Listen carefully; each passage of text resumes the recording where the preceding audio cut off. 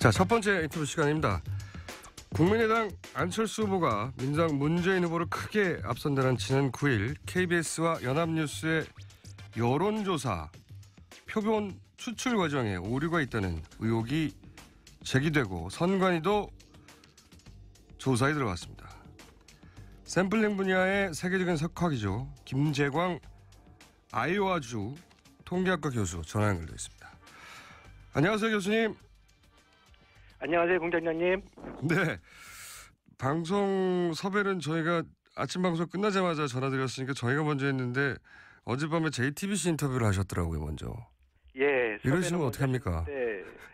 죄송합니다. 배신을 하시고. 자, 본론으로 들어가서 여론조사라는 게 결국은 샘플링 아니겠습니까? 어떻게 표본을 추출하느냐, 그 신뢰성이 가장 중요한 것 같은데요, 그죠? 네, 그렇습니다. 예, 그런데 이 조사에서 표본 추출, 샘플링 과정에 문제가 있다고 지적하셨는데 이 문제점은 어떻게 발견하셨는지 그리고 어떤 지점이 이상한지를 좀 차근차근 설명해 주십시오. 사실 이번 대선은 굉장히 좀 쉬운 것처럼 돼가지고 사람들이 별로 관심이 없었는데요. 근데 갑자기 최근에 4월 초쯤에 갑자기 여론조사 결과가 반전하는 양상을 보이기 시작했는데요. 그런데 가만히 보니까 이게 하루 조사만으로 발표하는 것을 보고서 네. 그건 좀 이상하다는 생각을 했었습니다. 보통 2, 3일은 걸려야 하는데 네. 하루 만에 조사를 하면 결과가 좀 더 그 보수적으로 나올 수 있거든요. 예. 그래서 제가 이 의사결정을 하루 만에 보통 2, 3일에 하던 거를 예. 하루 만에 하는 걸로 바꾸는 그 의사결정을 어떻게 이렇게 일률적으로 이렇게 했을까? 그것도 뭐 한두 서베이가 아니라 여러 개가 그런 식으로 하는 걸 많은 여론조사들이 하루 만에 여론조사 결과를 내는 결정을 누가 일괄적으로 했을까 이런 의심부터 하셨다고요? 아하. 이게 좀 그게 뭐 제가 다 꼼꼼히 체크한 건 아니지만 예. 일단 하루 만에 조사했다는 건 굉장히 저는 이상하다고 느껴지거든요. 근데 그게 네네. 한 군데서 한 게 아니라 여러 군데서 이렇게 나오니까 예. 저는 그게 좀 뭔가 좀 이상하다는 좀 생각이 들었고요. 예. 그러는 와중에 이번 주말에 좀 시간이 좀 나서 예. 그 KBS 연합뉴스의 그 결과와 관련하여서 예. 그 홈페이지에 있는 기재된 내용을 좀 자세히 좀 살펴보았습니다. 조사 개요를. 그런데 예. 선관위 산하에 여심이라고 하죠. 여론조사 심의위원회. 홈페이지에 등록이 되게 돼 있죠. 예. 조사 개요가. 예. 네, 등록이 다 돼 있으니까 예. 거기에 모든 웬만한 정보가 다 있거든요. 저도 거기 가서 봅니다. 거기 예. 보니까 예. 네네. 거기 보니까 그 유무선 그 RDD 이메일 네. 걸기 방식으로 전화를 걸어 여론조사를 실시했는데 무선 전화 조사에서 국번이 60개만 조사된 걸 보고 좀 이상하다는 생각이 들었습니다. 예. 저도 그 부분이 이상했는데 그 60개만 조사한 것이 왜 이상한지를 좀 설명해 주십시오. 사실 그 동일한 회사에서 이게 지금 매월 정기 조사거든요. 네네. 그러니까 동일한 회사에서 동일한 서베이를 매달 하는 거였습니다. 그러면 예. 사실 보통 중간에 그 방법을 잘 바꾸지 않거든요. 네네. 왜냐하면 그게 추세를 봐야 되기 때문에. 예. 그런데 이 조사는 이상하게도 3월 조사하고 너무 방식이 바뀐 겁니다. 그게 맞습니다. 예. 뭐 우연인지 예. 아니면은 어떤 의도가 있는지 그거는 저는 알 수가 없고요. 예. 그래서 예를 들어서 3월 조사에서 보면 유선이 10만 6천여 명, 예. 무선이 12만 명의 대규모를 컨택을 해서 예. 총 2천 명의 응답을 얻어냈는데 반해서 예. 4월에서는 유무선 각각 3만 명만 컨택을 했거든요. 네네. 그러니까 4월 조사에서는 대규모로 조사를 했는데 네. 대규모로 컨택을 했는데 4월에서는 그냥 소규모로 시작부터 예. 또 이제 그 추출틀 만드는 것부터 3만 명으로 딱 시작을 했다는 것 자체가 참 좀 이상하다고 생각했습니다. 예. 그러니까 이제 RDD 무선 전화에서 그 010 다음에 나오는 네 자리 숫자 번호가 10 곱하기 10 곱하기 10 곱하기 10이니까 10만 개가 있는데 이 네네. 번호 중에 3월에는 8천여 개를 돌렸어요. 그죠? 국번 네 자릿수 10만 개 중에 8천여 개를 네네 그렇죠. 예, 8천여 개를 8천여 개 대상으로 국번을 했죠. 예, 돌렸고 그런데 이제 이렇게 줄어들었다고 말씀하시는데 줄어드는 것이 네. 4월에는 10만 개 중에 그중에 딱 60개만 국번을 선택해서 네네. 돌렸습니다. 그렇죠? 네. 그러면서 이렇게 조사 대상 규모가 확 줄어들었는데도 2,000명 응답은 또 그대로 얻어냈어요. 응답률이 굉장히 높은 거죠. 그러니까 국번은 줄였는데 전체 샘플 수는 같으니까 각 국번당 조사된 번호 수는 늘어난 것이죠. 네. 그리고 네. 그 다음에 이상한 지점이 이제 소위 비적격에 대한 설명을 잠깐 하자면 예를 들어서 뭐 팩스 번호라든가 결번이라든가 그래서 이제 적격으로 판정되지 않는 번호, 그렇죠. 조사 대상이 아닌 번호인 거죠, 그죠? 그렇죠. 예. 예. 이 뭐 아니면 회사 번호일 수도 있고요. 네네. 이 비적격 사례에서도 이상한 점을 발견하셨다고 하는데. 네, 그렇습니다. 이게 이제 그 조사 회사에서는 이 네. 샘플링 방법이 RDD라고 했으니까 네. 그러니까 임의 걸기로 했다고 했으니까 그렇다면은 그 RDD에 통상적으로 나오는 그 비적격 비율이 있거든요. 네네. 그게 이제 뭐 대략적으로 30-40%다 네. 이런 얘기를 하고요. 그다음 3월 조사에서도 그게 50%가 넘었었습니다. 60% 가까이 되더라고요. 60%. 네네, 60% 가까이 네. 됐었는데 비적격이. 예. 그런데 이번 4월 조사에서는 유선 2,460, 무선 2,650 해서 10% 미만입니다, 둘 다. 자, 이 비적격이 10% 이하라는 건 걸었다고 네. 하면 결번도 아니고 팩스 번호도 아니고 정말 사람이 쓰는 번호였다는 얘기지 않습니까? 그렇죠. 제대로 걸었다는 얘기죠. 예. 어떤 방식으로 알아서 그러니까 쓸데없는 번호는 다 이제 걸러내고 빠지고 예. 빠지고 응답할 수 있는 사람들한테 만 전화가 갔다는 얘기인데. 실제 전화번호한테 갔다는 얘기죠. 그러니까요. 이게 이제 이상한 지점이 아까도 말씀하셨지만 무작위로 걸게 되면 절반 가까이는 결번이거나 그 개인이 사용하는 번호가 아닌데 그런데 그렇죠. 이번에는 이 조사에서는 그리고 실제로 3월 달에도 그게 50%가 넘었는데 4월 달 조사에는 걸었다 하면 90% 이상이 사람이 사용하는 번호였다는 거죠. 무작위로 걸었음에도 불구하고. 예, 맞습니다. 네, 무작위 여기서부터 이제 그 소위 샘플링의 전문가로서 하실 말씀이 생기는 거 아니겠습니까? 이게 무작위가 되나요? 네. 예, 이렇게 되면? 그렇죠. 그러니까 그러면 무작위의 정의가 뭐냐라고 저는 의심을 할 수밖에 없는 거죠. 그분들이 생각하는 무작위랑 예. 우리가 알고 있는 무작위랑 그럼 다른 거냐라는 것이죠. 순수한 무작위라고 한다면 예. 그냥 컴퓨터가 이렇게 난수를 발생시켜서 전화번호를 생성을 하면 예. 그걸로 걸어서 그게 만약에 이상한 번호면 무효 처리를 하고 예. 다시 걸고 그런 게 반복이 돼야 될 거 아닙니까? 네네. 그런데 여기서는 어떠한 시스템에 의해서 아무튼 비적격이 상당히 걸러내지고 나서 90% 이상의 성공률을 가지고 컨택이 됐다는 얘기니까 예. 뭔가 무작위가 아닌 것이 아닌가 하는 예. 그런 의심을 하게 되었고요. 예. 그다음에 제가 좀 더 말씀드리자면 그 무선 전화 조사에서 사용된 국번이 예. 단지 60개뿐이라는 것이 정말 저는 이상하다고 생각합니다. 왜냐하면 3월 조사에서는 8,000개였거든요. 예. 그러면 결국 제 계산을 대충 해보니까 예. 4월 조사에서는 한 국번당 예. 100개의 전화번호를 돌렸다는 얘기가 됩니다. 예. 그러면 그 국번 내에 이게 그 샘플링에서는 이게 짐락 추출이라고 하는 건데 클러스터 샘플링. 예. 그 클러스터 샘플링이라는 건데 이 클러스터 샘플링은 급내 상관 문제가 발생하는 해서 더 위험한 방법이라는 것은 이게 교과서에 나오는 얘기입니다. 교과서에 나오는데 그 무슨 교과서를 얘기냐면, 본 적이 없어가지고요. 설명을 좀 해주십시오. 짧게. 왜 더 네네. 위험한 건지. 그러니까 그러니까 뭐냐면은 이 같은 국번 내에 예. 사람들이 동질성이 어느 정도 있다는 것이.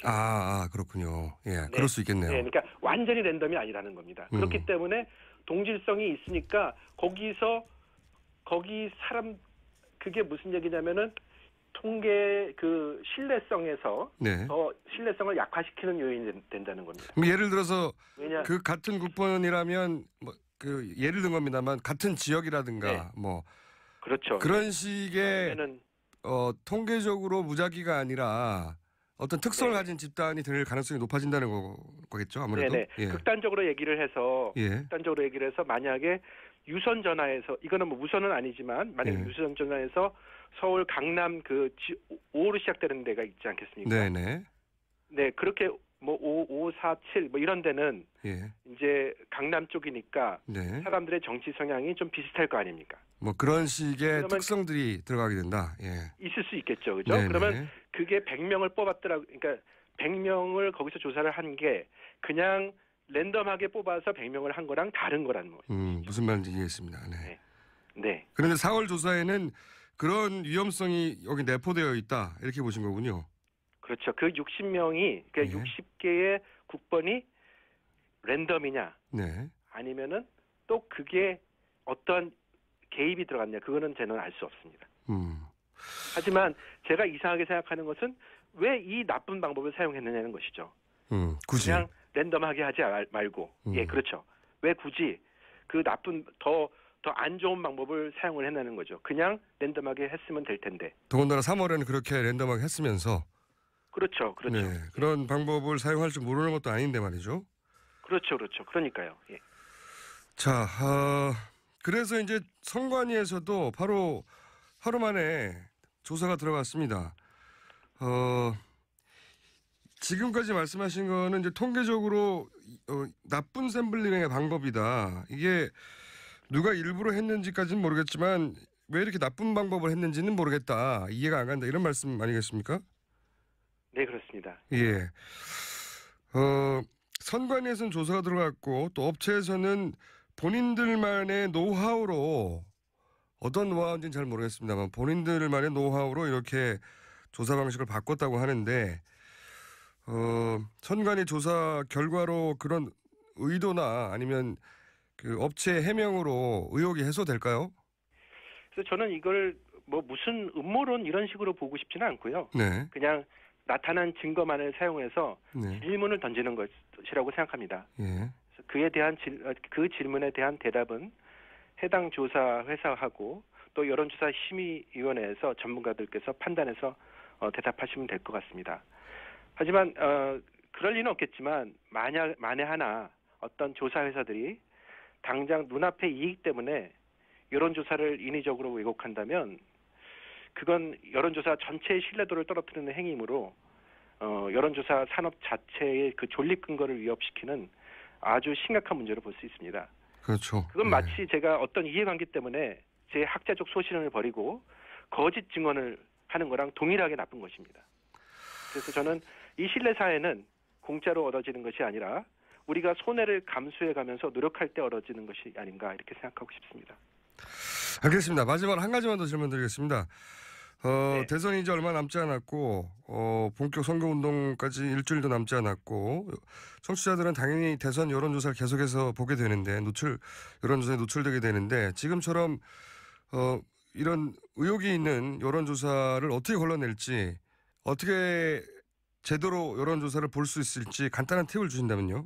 먼저 그 선관위 산하에서 여론조사 심의위원회가 생겨서 거기에 그 조사 관련 기본 정보를 공개하도록 한 것은 참 바람직한 것으로 보입니다. 네네. 조사 기간이 너무 짧으면 그 기간 내에 정상적인 응답자를 모집하기 어려우므로 조사 회사 입장에서는 일종의 편법을 쓰게 될 유혹을 느끼기가 쉬울 것 같습니다. 그런 면에서 제가 중요하게 보는 것은 바로 이것입니다. 조사 기간이 충분한가? 예. 즉 적어도 이틀 이상의 조사 기간을 산정하고 예. 거기에 주말이 끼어 있으면 더 좋겠죠. 네. 그걸 보고 싶습니다. 그리고 유선 비율이 좀 높다 이런 것은 좀 편향의 위험이 좀 있으니까 더 높은 것이니까 예. 그걸 좀 감안을 해서 보면 될 것 같습니다. 알겠습니다. 오늘 말씀 여기까지 듣겠습니다. 감사합니다. 네, 감사합니다. 네. 지금까지 김재광 아이오와 주립대 통계학과 교수였습니다. 어떤 지점이 이상한지를 좀 차근차근 설명해 주십시오. 사실 이번 대선은 굉장히 좀 쉬운 것처럼 돼가지고 사람들이 별로 관심이 없었는데요.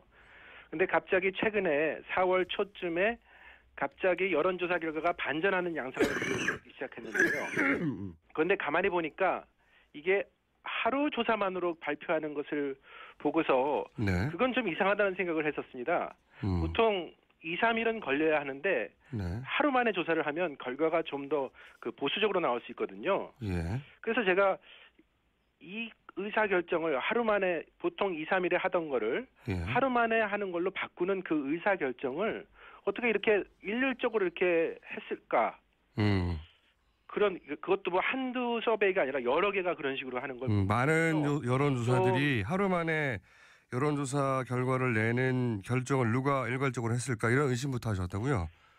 아하. 이게 좀 그게 뭐 제가 다 꼼꼼히 체크한 건 아니지만 예. 일단 하루 만에 조사했다는 건 굉장히 저는 이상하다고 느껴지거든요. 근데 그게 네네. 한 군데서 한 게 아니라 여러 군데서 이렇게 나오니까 예. 저는 그게 좀 뭔가 좀 이상하다는 좀 생각이 들었고요. 예. 그러는 와중에 이번 주말에 좀 시간이 좀 나서 예. 그 KBS 연합뉴스의 그 결과와 관련하여서 그 홈페이지에 있는 기재된 내용을 좀 자세히 좀 살펴보았습니다. 조사 개요를. 그런데 선관위 산하의 여심이라고 하죠. 여론조사 심의위원회 홈페이지에 등록이 되게 돼 있죠. 예. 조사 개요가. 예. 네, 등록이 다 돼 있으니까 예. 거기에 모든 웬만한 정보가 다 있거든요. 저도 거기 가서 봅니다. 거기 예. 보니까 예. 네네. 거기 보니까 그 유무선 그 RDD 이메일 예. 걸기 방식으로 전화를 걸어 여론조사를 실시했는데 무선 전화 조사에서 국번이 60개만 조사된 걸 보고 좀 이상하다는 생각이 들었습니다. 예. 저도 그 부분이 이상했는데 그 60개만 조사한 것이 왜 이상한지를 좀 설명해 주십시오. 사실 그 동일한 회사에서 이게 지금 매월 정기 조사거든요. 네네. 그러니까 동일한 회사에서 동일한 서베이를 매달 하는 거였습니다. 그러면 예. 사실 보통 중간에 그 방법을 잘 바꾸지 않거든요. 네네. 왜냐하면 그게 추세를 봐야 되기 때문에. 예. 그런데 이 조사는 이상하게도 3월 조사하고 너무 방식이 바뀐 겁니다. 그게 맞습니다. 예. 뭐 우연인지 예. 아니면은 어떤 의도가 있는지 그거는 저는 알 수가 없고요. 예. 그래서 예를 들어서 3월 조사 또 2,000명 응답은 또 그대로 얻어냈어요. 응답률이 굉장히 높은 거죠. 그러니까 국번은 줄였는데 전체 샘플 수는 같으니까 각 국번당 조사된 번호 수는 늘어난 것이죠. 네. 그리고 네. 그 다음에 이상한 지점이 이제 소위 비적격에 대한 설명을 잠깐 하자면 예를 들어서 뭐 팩스 번호라든가 결번이라든가 그래서 이제 적격으로 판정되지 않는 번호, 그러니까 조사 대상이 아닌 번호인 거죠, 그죠? 그렇죠, 예. 예. 이 뭐 아니면 회사 번호일 수도 있고요. 네네. 이 비적격 사례에서도 이상한 점을 발견하셨다고 하는데. 네, 그렇습니다. 이게 이제 그 조사 회사에서는 이 네. 샘플링 방법이 RDD라고 했으니까 네. 그러니까 이미 걸기로 했다고 했으니까 그렇다면은 그 RDD에 통상적으로 나오는 그 비적격 비율이 있거든요. 네네. 그게 이제 뭐 대략적으로 30-40%다 네. 이런 얘기를 하고요. 그다음 3월 조사에서도 그게 50%가 넘었었습니다. 60% 가까이 되더라고요. 60%. 네네, 60% 가까이 네. 됐었는데 비적격이. 예. 그런데 이번 4월 조사에서는 유선 2,400. 자, 첫 번째 인터뷰 시간입니다. 국민의당 안철수 후보가 민주당 문재인 후보를 크게 앞선다는 지난 9일 KBS와 연합뉴스의 여론조사 표본 추출 과정에 오류가 있다는 의혹이 제기되고 선관위도 조사에 들어갔습니다. 샘플링 분야의 세계적인 석학이죠. 김재광 아이오와주 통계학과 교수 전화 연결되어 있습니다. 안녕하세요, 교수님. 안녕하세요, 공장장님. 네. 방송 섭외는 저희가 아침 방송 끝나자마자 전화드렸으니까 저희가 먼저 했는데 어젯밤에 JTBC 인터뷰를 하셨더라고요, 먼저. 예. 이러시면 어떻게 합니까? 네. 죄송합니다.